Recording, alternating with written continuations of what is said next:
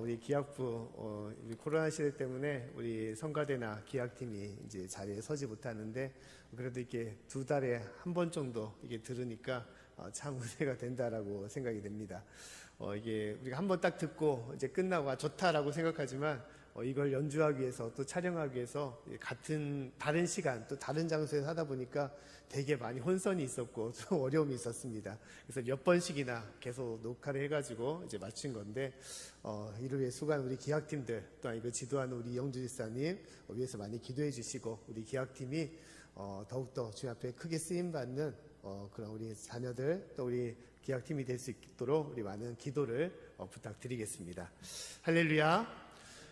가을이 벌써 깊이 들어온 것 같습니다. 8월 말밖에 안 됐는데 그렇게 뜨겁던 여름이 다 이제 많이 약해지고 이 낮과 밤의 기온차가 많이 심할 정도로 그런 여름으로 가을로 들어온 것 같습니다. 우리 성도님들 우리 더욱더 여기까지 강건하시고 주님께서 주시는 능력으로 많이 약해지고 어려운 가운데 있지만 매일매일 주님의 능력으로 힘을 얻고 우리가 살아가는 귀한 삶이 되기를 다시 한번 간절히 축원합니다. 요즘 자주 사용하는 말 중에 듣는 사람이나 또한 말하는 사람이나 별로 좀 좋아하지 않는 그런 말로 사용하는 단어가 있습니다. 그 단어가 무엇이냐? 꼰대라는 그런 단어입니다. 이 꼰대라는 단어는 이제 완전히 좀 고지식한 그런 세대를 이끌어서 꼰대라는 용어를 사용하고 있는 것이죠. 근데 꼰대라는 용어는 기존에부터 많이 사용됐던 용어입니다. 근데 꼰대가 요새는 더 많이 이제 불러지고 많이 호칭이 되고 있습니다. 그것은 왜 그러냐? 그만큼 이제 기성 세대와 요즘 세대와 이제 그 생각이나 가치관의 차이가 더 심해지고 있다는 것을 얘기하고 있는 것이죠. 급격하게 변화되는 생활 속에서 요즘 청년들의 그 요즘 세대의 사고도 많이 바뀌어 나가고 있음을 또 그래서 기존의 부모님의 세대와 생각이 많이 달라지고 있음을 얘기하고 있습니다. 요즘 세대를 무엇이라고 얘기를 하냐? MZ 세대라고 그렇게 얘기를 합니다. 밀레니엄 세대과 Z 세대를 합해서 MZ 세대라고 얘기를 하고 있어요. 스마트폰이나 그런 어떤 인터넷을 많이 활용하는 그런 시대 가운데 있다 보니까 기존에 있던 사고방식, 글을 쓰거나 생각하고 묵상하는 그런 세대와는 차이가 많이 날 수밖에 없는 것이죠. 특히 이 요즘 세대는 워라버레라고 워킹, 일하는 것과 라이프, 삶을 좀 같이 균형 있게 즐기면서 살아가자라는 그런 생각이 강하다고 합니다. 그렇게 열심으로 수고할 필요가 있느냐, 열심으로 노력할 필요가 있느냐, 그냥 좀 즐기면서 여유있게 살자라는 그런 마음을 좀 강하게 품는다는 것이죠. 그래서 요즘 젊은 사람들의 이야기를 보면 이제 직장에 출퇴근 시간이 있는데 그 시간을 딱 맞춰서 예전에는 직장 상사가 퇴근하지 않으면 눈치를 보고 머뭇거렸는데 딱 시간만 되면 주어진 일만 다 끝나면 그냥 무작정 나가고 또 회사 일을 끝난 후에는 회식 같은 것은 별로 관심 없고 자신의 취미나 자신이 원하는 그런 모임들, 그런 만남들을 더 중시 여기는 그런 세대 가운데 있다는 것입니다. 열심히 버는 것보다 열심히 누리는 것, 그것을 더 원하는 그런 시대라고 얘기를 하고 있습니다. 그래서 한 이런 이야기가 있습니다. 우리가 잘 알고 있는 이솝무화인데요. 이제 개미와 배짱이라는 이야기가 있죠. 우리가 한 여름에 개미가 열심히 일하는 반면에 배짱이는 옆에서 노래하고 기타 치면서 열심히 이제 삶을 즐기는, 결국은 겨울이 되자 이제 개미는 풍성하게 일한 대가로 해서 이제 겨울을 따뜻하게 보내고 대신에 배짱이는 곡식이 없자 이제 겨울을 춥게 보내고 결국은 죽는 그런 얘기를 하고 있는 것이죠. 근데 그 이야기가 요새 좀 변화돼서 어떻게 되냐? 이제 겨울이 돼가지고 이제 개미는 여유롭게 그런 쌓은 곡식과 집으로서 편안하게 지냈는데 배짱이는 어떻게 됐냐? 배짱이는 땅값과 집값이 올라가지고 아무 문제 없이 겨울을 더 개미보다 잘 보냈다라는 그런 이야기로 이제 좀 와자돼서 얘기를 하고 있습니다. 이것은 시대를 약간 풍자하는 이야기라는 거예요. 굳이 옛날처럼 개미처럼 열심히 일할 필요가 있느냐? 또 어떤 면에서는 그렇게 실컷 놀고 생활하는 것이 어떤 의미가 있느냐? 그러니까 한편에서는 배짱이 입장에서 보면 그렇게 열심으로 일하는 거, 그것이 참된 삶의 의미가 되느냐라는 것이고, 또 한편에서 개미의 입장에서는 열심과 열정이 없이 그냥 흥청망청 여유 있게 그렇게 즐기는 것 자체도 어떤 삶에 참된 의미가 있느냐라는 것을 우리가 생각해 볼 수가 있다는 것이죠. 개미가 되든 백장이가 되든 중요한 것이 무엇이냐? 삶의 목적, 자신이 무엇을 바라보며 살아가야 되는 것이지, 내 삶에 있어서 가장 중요한 것이 무엇인지를 우리가 알아야 되는 것이 중요하다는 것이죠. 오늘 말씀에 보면 예수님께서는 그 제자들에게 너희가 왜 나를 따르고 왜 나를 믿고 하나님을 믿고 너희가 왜 살아가느냐, 믿음 가운데 살아가느냐를 그런 묻는 그런 뜻 가운데 주신 말씀이라고 볼 수가 있는 것입니다.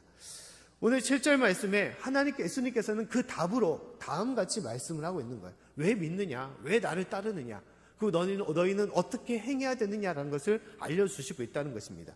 우리 7절 말씀을 한번 같이 읽어보도록 하겠습니다. 자, 시작. 가면서 전파하여 말하되 천국이 가까웠다 하고. 아멘. 자, 예수님께서 오늘 말씀 마태복음 10장 1절부터 10절까지의 말씀은 12명의 제자들, 그들의 제자를 다 불러 모아서 그들을 파송했다는 거예요. 이제 가면서 어떻게 하라는 것입니까? 전파하라, 말하라. 무엇을 말하라는 것입니까? 천국이 가까웠다. 이 말씀을 행하라는 것입니다.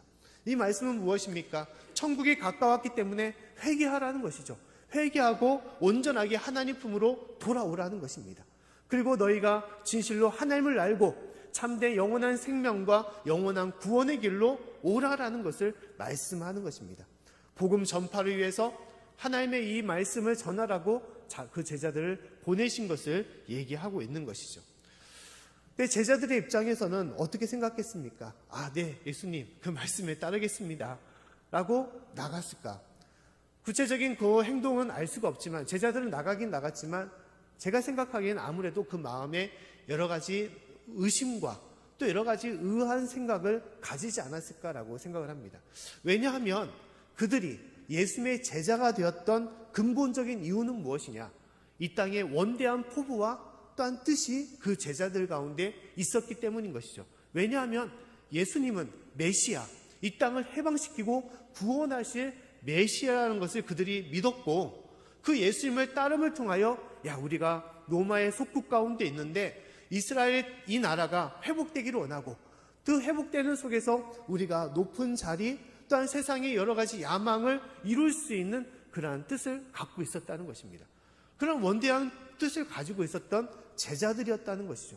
근데 어느 날 예수님께서 그들에게 나가서 사람들에게 복음을 전해, 천국이 가까이 왔다고 회개하라고 전해 라고 하니 이것은 아닌데라는 생각을 가질 수 있었다는 것입니다. 이것이 아닌데, 우리는 나라를 세우고 원대한 이 땅에 하나님의 나라를 건설해야 되는데 몇 사람을 만나서 그들에게 복음을 전한다는 거, 말씀을 전한다는 거, 이것이 뭐 해당되는 것인가? 라는 그런 생각을 가질 수도 있었다는 것입니다.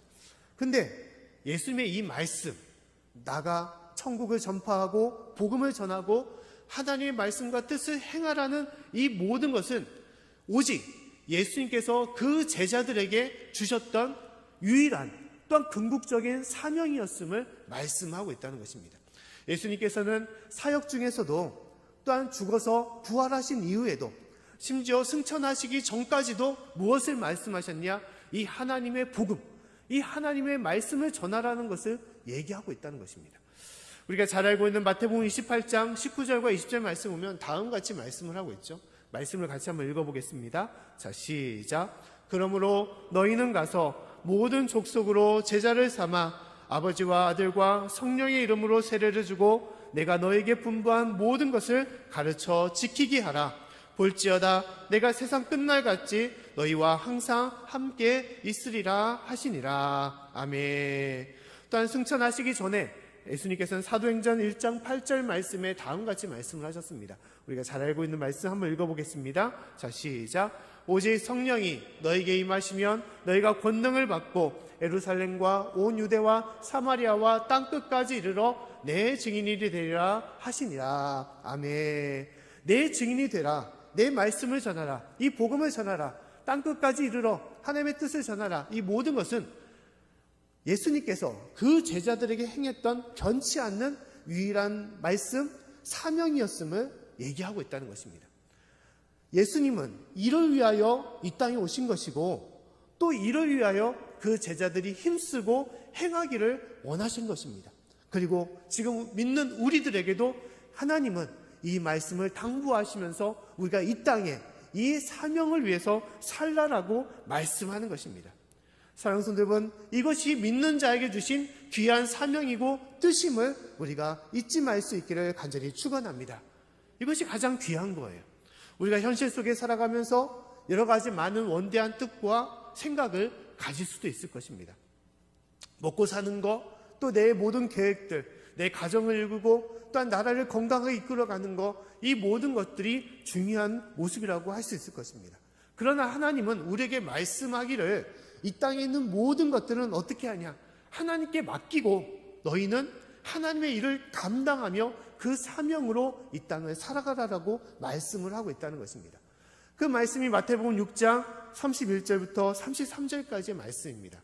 우리 말씀을 한번 다시 읽어보겠습니다. 자, 시작. 그러므로 염려하여 이르기를 무엇을 먹을까, 무엇을 마실까, 무엇을 입을까 하지 말라. 이는 다 이방인들이 구하는 것이라. 너희 천부께서 이 모든 것이 너에게 있어야 할 줄을 아시느니라. 너희는 먼저 그의 나라와 그의 의를 구하라. 그리하면 이 모든 것을 너에게 더하시리라. 아멘. 너희가 먹을 거, 마실 거, 입을 거, 이 땅에 있는 모든 것들은 하나님께 맡기고 너희는 하나님의 일을 감당하라라고 말씀하고 있는 거예요. 그 나라와 의를 구하는 자에게 이 땅에 있는 모든 것들을 더하여 주시겠다라고 말씀하시는 것이 하나님의 약속이고 하나님의 뜻이라는 것입니다. 그래서 오늘 말씀에도 이 제자들, 12명의 제자들을 파송하는 예수님께서 덧붙여 다음같이 말씀을 하고 있어요. 우리 9절과 10절 말씀 한번 읽어보겠습니다. 자, 시작. 너희 전대에 금이나 은이나 동이나 가지지 말고 여행을 위하여 주머니 2벌이 옷이나 신이나 지팡이를 가지지 말라. 이는 일꾼이 저 먹을 것 받는 것이 마땅함이니라. 아멘. 자, 예수님께서는 너희가 전도를 하는데, 여행을 하는 데 있어서 더 이상의 돈주머니, 돈이나 금이나 은이나 동 같은 여러 재물들, 재화를 가지 말고, 심지어 여행을 하는 데서 옷도 필요하고 신발도 필요할 텐데 그 모든 것도 가지지 말라라고 말씀하고 있어요. 왜냐하면 하나님의 일을 감당하는 일꾼들에게는 그 모든 먹을 것 받는 것이 마땅하다. 하나님께서 책임져 주시겠다라고 말씀하는 것입니다. 너희가 여행하는 데 있어서 여러 필요한 것들이 있겠지만 그것에서 염려하지 마라. 걱정하지 말아라. 그것을 하나님께서 다 예비해 두시고 책임져 주실 거니까 너희는 오직 무엇만 하라는 것입니까? 하나님의 일, 하나님이 주신 사명, 그 복음 전파를 위하여 열심을 행하라라고 말씀하고 있다는 것입니다. 사랑하는 성도 여러분, 이것이 우리에게 주신 하나님의 뜻임을 알아야 되는 거예요. 하나님께서 우리를 만드시고 이 땅에 보내시어 우리에게 원하시는 것이 무엇이라는 것입니까? 원하시는 것이 하나님의 일을 감당하는 것을 말씀하는 것입니다. 하나님의 나라와 의를 위하여, 하나님의 사명을 위하여, 하나님의 영혼 구원의 사명, 영혼의 생명을 살리는 그 일을 위하여 우리가 진실로 마음을 두고 행하라는 것을 얘기하는 것입니다. 할렐루야. 사랑하는 성도 여러분, 이것이 가장 중요한 것입니다. 우리가 이 땅에 살아가면서 우리의 삶에 이것이 있음을 우리는 알아야 되는 거예요. 이것을 잊지 말아야 되는 것입니다. 내게 주신 사명이 있음을, 또한 그 사명을 기억하고 이 사명을 위하여 우리가 힘써 애써야 될 것임을 우리가 기억해야 되는 것입니다. 아무리 세상에 많은 것을 내가 취하고 노력하여 일구었을지라도 하나님의 일을 내가 행하지 않는다면 그 인생은 참으로 어리석고 불행한 인생임을 말씀하는 것입니다. 문제는 이 사명을 우리가 기억해야 되는 것이고 사명 가운데 살아가야 되는 것입니다. 앞서 말한 것처럼 이전의 세대는, 우리의 세대는 어땠습니까? 개미와 같이 열심히 일했습니다. 가족을 위해서, 자녀를 위해서, 심지어 나라를 위해서 자신을 희생하면서 열심히 살았던 것이 우리 세대의 모습이었습니다. 그러나 그 열심히 단지 이 땅의 열심으로 끝나지 말아야 될 것을 말씀하는 것이죠. 이 땅에 있는 모든 것들은 하나님께 맡기고 너희는 무엇을 위하여 열심으로 행하냐? 하나님의 나라와 하나님의 일을 위하여, 그 사명을 위하여 하나님의 계미가 되라고, 하나님의 일꾼이 되라고 말씀을 하고 있는 것입니다. 또한 배짱이처럼 풍요로운 삶, 나의 모든 것을 즐기며 나아가는 것이 아니라 진실로 혼자 즐기며 생활하는 인생이 아니라 더불어 함께할 수 있는 인생, 영혼을 살리고 영혼의 참된 기쁨을 누릴 수 있는 그 인생, 하나님의 참된 성도의 인생을 즐기며 그 가운데 살라고 주님께서는 그러한 배짱이가 되라고 말씀하는 것입니다. 개미가 되든 배짱이가 되든 삶의 어떤 방식으로 살아가느냐가 중요한 것이 아니라는 거예요. 중요한 것은 삶의 방식이 아니라 삶의 목적, 나에게 주신 하나님의 사명을 우리가 그것을 내가 잊지 말고 그 가운데 행하는 것이 중요한 것입니다. 사랑하는 성도 여러분, 예수님께서 그 제자를 파송하여 보냈듯이 또 하나님께서 우리를 이 땅에 만드시어 주님의 뜻을 행하며 나아가기를 원하셨듯이 진실로 그 사명을 감직하며 나에게 주신 이 귀한 사명, 그것을 잊지 않고 행할 수 있는 저와 여러분의 삶이 될 수 있기를 간절히 축원합니다.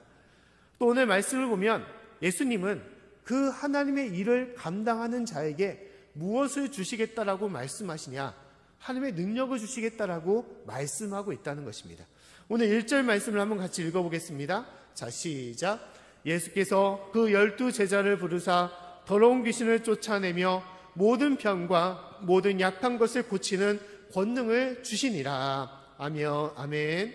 하나님께서 그 사명을 주시면서 더불어 어떻게 했냐? 능력까지 주셨다. 그 일을 감당할 수 있는 능력을 주셨다라고 말씀을 하고 있습니다.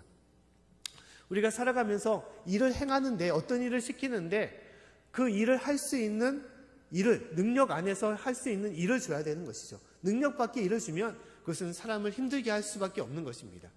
이제 예전에 군대에서 생활할 때 이런 경험들이 많이 있습니다. 이제 고참이 이제 신참들, 이제 밑에 있는 사람들을 이제 골탕을 주기 위해서 이제 행하는 것 중에 돈을 주면서 1,000원을 주면서 이제 PX 매점에 가서 물건을 사오라고 합니다. 물건을 사오면서 만두도 사오고 또 여러 가지 뭐 간식 같은 거, 오뎅이나 아니면 뭐 초코파이나 여러 먹거리들 사오라고 얘기해요. 1,000원으로 사올 수 없는 것이죠. 하지만 1,000원을 주면서 사오라고 합니다. 그리고 남는 돈이 있으면 그 잔돈은 네가 수고했으니까 팁으로 준다고, 네가 가지라라고 얘기를 합니다. 그럼 어떻게 합니까? 군대니까 행할 수밖에 없는 거죠. 에이, 뭐 이런 사람이 다 있어 하면서 자기의 사비를 다 털어가지고 본인이 이제 부대 만찬을 이게 벌릴 수밖에 없습니다.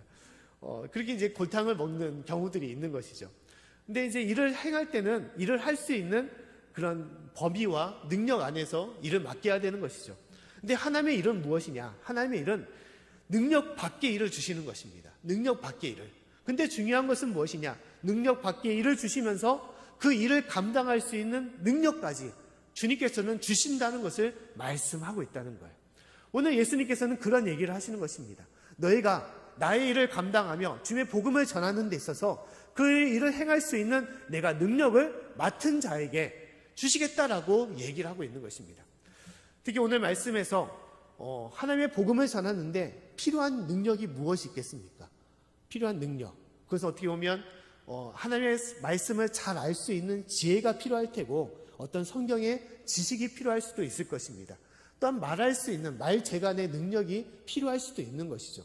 또 어떤 사람들은 여러 삶의 물질적이거나 또 여러 가지 경제적인 그런 어떤 능력도 필요할 수도 있을 것입니다.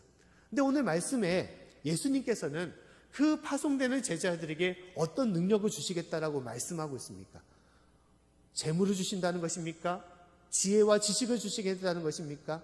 아니면 말을 잘할 수 있는 능력을 주시겠다는 것입니까? 아닙니다. 오늘 주시는 말씀은 귀신을 쫓아내고 또한 모든 병을 고치고 모든 약한 것을 고칠 수 있는 권능을 말씀하고 있는 거예요. 능력을 말씀하는 것입니다. 어떻게 보면 좀 좋은 능력 같은데 굳이 복음을 전하는데 귀신을 쫓아내고 병을 고치는 능력까지 필요할까라는 생각을 가질 수가 있는 것이죠. 좀 엉뚱하며 좀 맞지 않는, 좀 너무 거창한 능력 아닌가라고 생각을 해볼 수도 있는 것입니다. 이건 목사님이나 좀 여러 능력 있는 사도나 필요한 것이지 굳이 복음을 전하는 데 있어서 이러한 것이 필요할까라고 생각해 볼 수도 있는 것이죠. 그러나 하나님께서는 이 능력을 주시겠다는 이유가 무엇인가? 이 능력이 우리의 삶에서 의미하는 바가 무엇인지를 바라봐야 되는 것입니다. 귀신을 쫓아내고 병을 고치고 약한 것을 고치는 능력은 무엇을 말하느냐? 이것은 궁극적으로 세상을 이길 수 있는 힘과 능력을 말하는 것입니다. 세상을 이길 수 있는 능력을 주심을 통하여 하나님께서는 세상에 우리를 보내시고 주님의 일을 감당할 수 있도록 인도하심을 얘기하는 것입니다. 귀신을 쫓아내는 능력은 무엇을 말합니까? 영적인 전쟁에서 이길 수 있는 힘과 능력을 말하는 것입니다. 사단은 끊임없이 우리의 삶 속에서 영적으로 우리를 유혹하며 우리를 넘어뜨릴 때가 많이 있습니다. 여러 사건과 사고를 통해서 여러 가지 문제를 통하여 우리를 약하게 하고 흔들리게 하고 우리를 위협을 할 때가 많이 있죠.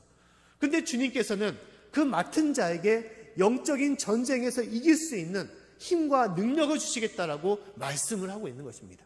또한 질병과 약한 것을 고치는 능력은 무엇입니까? 우리의 삶의 모습을 얘기하는 것이에요. 육체적인 면들, 또한 정신적인, 영적인, 정서적인 면들을 말하는 것입니다. 그 모든 약한 것들, 질병으로 고통당할 때, 힘들 때, 어려울 때, 또한 마음이 어렵고 약해질 때, 절망 가운데 있을 때, 그 모든 것을 고치시고 인도하시는 능력을 주시겠다는 것을 말씀하는 것입니다. 궁극적으로 이 모든 것은 세상을 이길 수 있는 힘과 능력을 말하는 거예요. 주님의 일을 행하는 자, 주님의 일을 감당하는 자에게는 세상이 무서워하지 않은, 세상이 두렵지 않은 그 능력을 우리에게 주시겠다는 것을 말씀하는 것입니다. 할렐루야!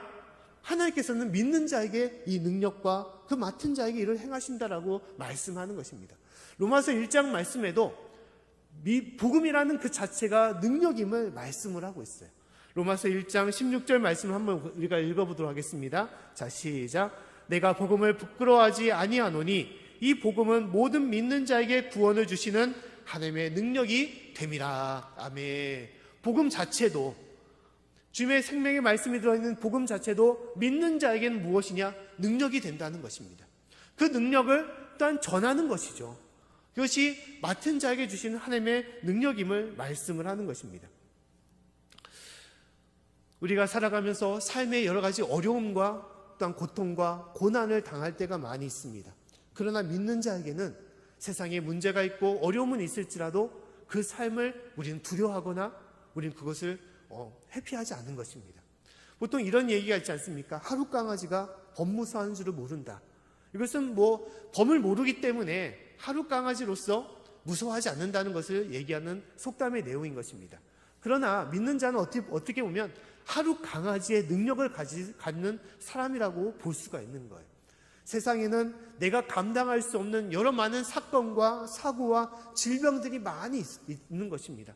그 가운데 어려움을 당하고 넘어지기도 하고 힘들어할 수도 있는 것이죠. 하지만 하나님께서는 나는 부족할지라도 그 모든 것을 이겨낼 수 있는 힘과 능력을 우리에게 채워주시고 우리를 이끌어 주시는 것입니다. 하루 강아지가 범 앞에서도 무서워하지 않는 것처럼 우리가 어떠한 삶의 문제 속에서도 무서워하거나 떨리지 않는 그러한 능력으로 우리가 살아가도록 인도해 주신다는 것입니다. 믿는 자에게는 그러한 은혜가 있는 것입니다. 세상에는 사단이 끊임없이 우리를 위협합니다. 어려움이 많이 있습니다. 하지만 믿음이 있다면, 진실된 믿음이 있다면 그 어떠한 사단도 우리를 무서워할 필요가 없는 것입니다. 심지어 우리가 살아가면서 여러 가지 많은 어려움을 당하고 심지어 죽음이 우리 앞에 있을지라도 우리는 결코 두려워하지 않는 거예요. 죽음 앞에서 그 죽음에 우리가 공포스럽고 떨리지가 않은 것입니다. 죽음 이후에 하나님의 영원한 생명과 은혜가 있기 때문에 그 죽음조차도 우리는 기쁨으로 맞이하며 그것을 이겨낼 수가 있는 것입니다. 그 때문에 믿는 자와 믿지 않는 자는 그 삶이 달라질 수밖에 없는 거예요. 능력이 있고 없느냐에 따라서 그 인생이 달라지는 것입니다. 우리가 죽음을 맛보고 있는 여러 성도님들을 제가 모실 때가 많이 있습니다. 대부분의 사람들은 어떻게 했냐? 주님, 목사님 너무 힘들어요. 목사님 너무너무 어려워요. 제발 이 고통에서, 이 죽음에서 벗어나게 해주십시오라고 그렇게 애원하시는 그런 성도님들은 없습니다. 목사님 감사합니다. 목사님 감사합니다. 지금까지 하나님의 은혜로 살다가 주님의 인도하심으로 나아가게 하신 거 감사합니다. 그 감사와 기쁨으로써 죽음을 맞이하고 그 죽음의 두려움이 없이 기쁨으로 모든 것을 감당하는 것입니다. 믿는 성도, 또 하나님의 일을 감당하는 성도는, 제자는 그러한 삶을 살아가는 것입니다. 하나님의 능력이 있기 때문에 세상에 두려울 것이 없고 오직 모든 것들을 주님의 일로 감당하며 나아가는 삶으로 이끌어 주시는 것입니다. 사랑하는 성도 여러분, 믿는 자에게 주시는, 또 하나님의 일을 감당하는 일꾼들에게 주시는 이 능력이 우리에게 있음을 잊지 마시고, 이 능력으로 세상을 이길 수 있는, 영적인 모든 악한 영을 이길 수 있는 저와 여러분의 삶이 되기를 간절히 축원합니다. 끝으로 오늘 말씀에 하나님께서는 무엇을 말씀하시냐? 거저 주어라라고 말씀을 하고 있다는 것입니다. 우리 8절 말씀을 같이 한번 읽어보겠습니다. 자, 시작. 병든 자를 고치며 죽은 자를 살리며 문둥이를 깨끗하게 하며 귀신을 쫓아내되 너희가 거저 받았으니 거저 주어라. 아멘. 자, 예수님의 말씀은 거저 주라는 것이죠. 주라는 것입니다. 거저 주라는 거예요. 어떻게 주는 것이냐? 거저 주는 것, 대가 없이, 아무 보상 없이 주라고 말씀을 하고 있는 것입니다. 그럼 무엇을 주라는 것입니까? 무엇을 주라고? 오늘 말씀에 보면 거저 받은 것을 거저 주라고 말씀을 하고 있다는 거예요. 우리가 거저 받은 것이 무엇이 있습니까? 내가 살아가면서 거저 받은 것. 거저 받은 것을 돌아보면 내 삶의 전부가 어떻게 보면 거저 받은 것이라는 것을 우리는 깨닫는 것이죠. 보통 누구나 할 것 없이 수고하고 열심히 해서 이룬 것들이 있을 것입니다. 그러나 돌아보면 내가 행해서 이룬 것보다 어떻게 보면 거저 받아서 이루어진 것이 많음을 볼 때가 있죠. 우리가 최근에 100가지의 감사글을 부탁드리고 이제 얘기를 하고 있지 않습니까? 근데 감사글을 쓰게 되면 감사글을 쓴 다음에 돌아오면 내가 행해서, 내가 일해서, 내가 수고해서 얻은 감사보다 어떻게 보면 내가 행한 것이 아니라 내가 얻은 것, 그냥 거저로 받은 것들이 더 많음을 우리는 볼 때가 있습니다. 부모님을 통하여 감사한 것들, 또한 내 배우자, 아내와 내 남편을 통하여 얻은 것들, 그 모든 것들이 감사한 것이죠. 또한 내 자녀들뿐만 아니라 함께하는 친척과 이웃과 또 성도들, 친구들을 통해서 받은 것들이 많은 것에 대해서 감사하는 것입니다. 또한 가장 중요한 것이 무엇입니까? 하나님께로 받은 것. 내가 숨쉬고 내가 일하고 움직이고 생활할 수 있는 것, 내가 믿음으로 살아갈 수 있는 것, 삶의 어렵고 힘든 고난의 시간들이 있지만 그 모든 것을 지금까지 인도하신 그 은혜가 있는 것, 또한 이후의 나의 삶을 하나님께서 보장해 주시고 주님의 예비하신 집으로 인도하신 그 은혜, 그 생명과 그 구원이 있음을 우리는 감사하는 것이죠. 이 모든 것이 무엇입니까? 내가 행한 것보다 내가 거저로 받은 것임을 말씀하고 있는 거예요.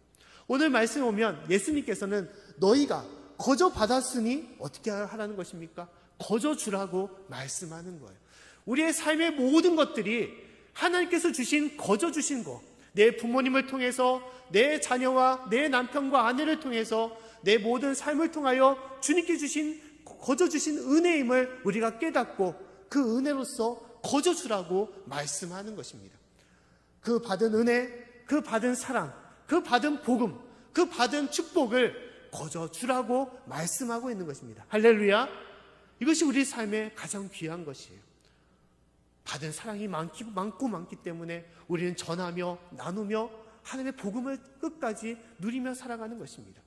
코로나19의 어려운 상황 속에서도 주님께서는 이 사명이 우리에게 있음을 잊지 말기를 원하는 것이고, 그 어려운 상황 속에서도 지금 이 순간에도 그 복음과 그 능력과 은혜를 받아야 될 사람이 있음을 말씀하고 그들에게 그 사랑을, 복음을 전하라고 말씀을 하고 있습니다. 오늘 6절부터 8절까지의 말씀에 다음같이 말씀을 하고 있죠. 우리 말씀을 같이 한번 읽어보겠습니다. 자, 시작. 차라리 이스라엘 집에 잃어버린 양에게로 가면서 전파하여 말하되 천국이 가까웠다 하고 병든 자를 고치며 죽은 자를 살리며 문둥이를 깨끗하게 하며 귀신을 쫓아내되 너희가 거저 받았으니 거저 주어라. 아멘. 잃어버린 양을 찾으라라고 말씀하고 있습니다. 그들에게 나아가 주님의 천국을, 이 천국이 가까웠음을 말하라, 복음을 전하라고 얘기하고 있습니다. 병든 자를 고치고 죽은 자를 살리며 문둥이를 깨끗이 하고 귀신을 쫓아낼 수 있는 이 모든 하나님의 능력, 이 하나님의 능력을 전하며 섬기라라고 얘기를 하고 있는 것입니다. 사랑하는 성도 여러분, 우리가 이 땅에 살아가면서 주님께서 나에게 주신 이루 말할 수 없는 이 많은 은혜, 많은 축복과 많은 생명을 진실로 거저 줄 수 있는, 또 전할 수 있는 저와 여러분의 삶이 될 수 있기를 간절히 축원합니다. 지난 한 주간에 뜨거운 이야기가 있었습니다. 뉴스가 있었습니다. 그것이 무엇이냐?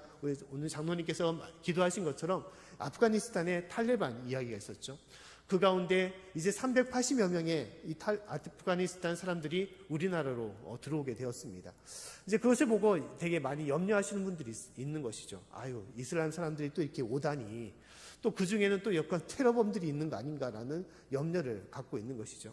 근데 이제 이 사람들은 이제 우리나라를 협조했던 사람들인 것이죠.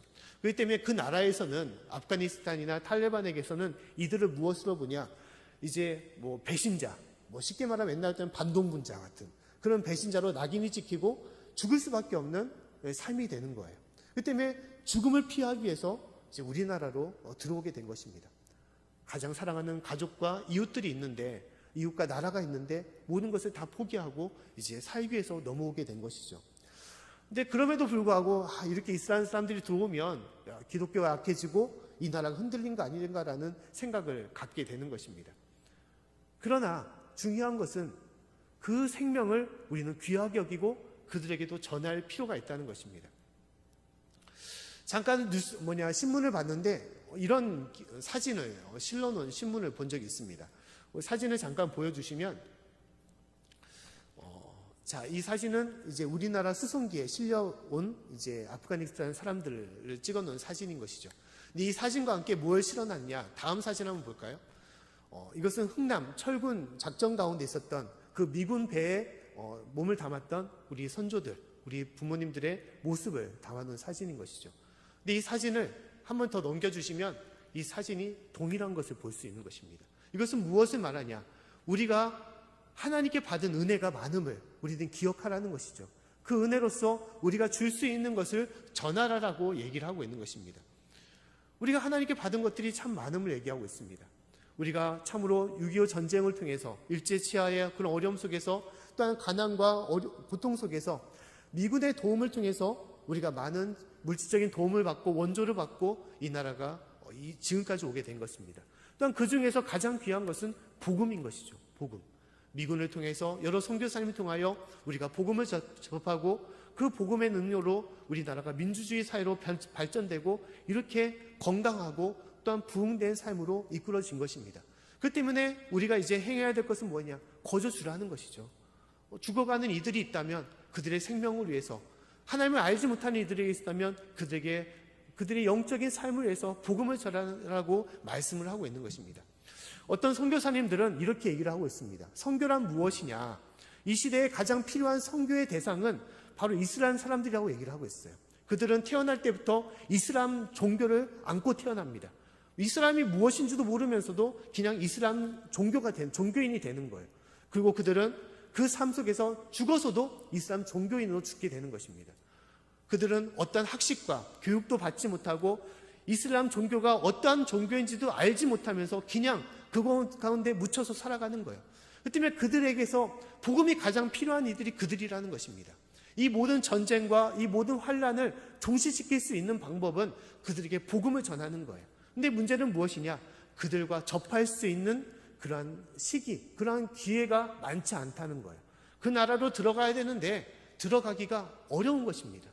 그래서 선교사님들은 얘기하기를 그들이 나올 때 그들에게 복음을 전하는 것이 더 효과적이고 참된 선교의 모습이다라고 얘기를 하고 있어요.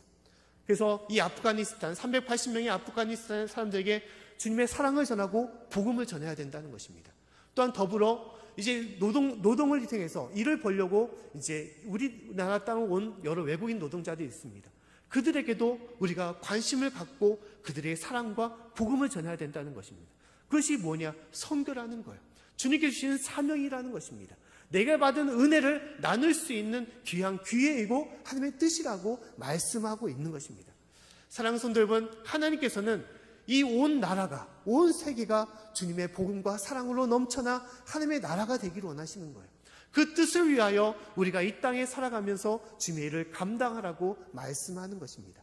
지금 이 순간 우리가 살아가는 형편과 모습이 참 부족하고 연약한 가운데 있지만, 그러나 우리는 만나는 사람들, 만나는 외국인이나 또한 믿지 않는 영혼들이 있다면 그들에게 주님의 복음을 전해야 되는 것이고, 내가 받은 믿음의 능력, 복음의 능력, 그 능력과 축복을 전할 수 있는 저와 여러분의 삶이 될 수 있기를 다시 한번 간절히 축원합니다.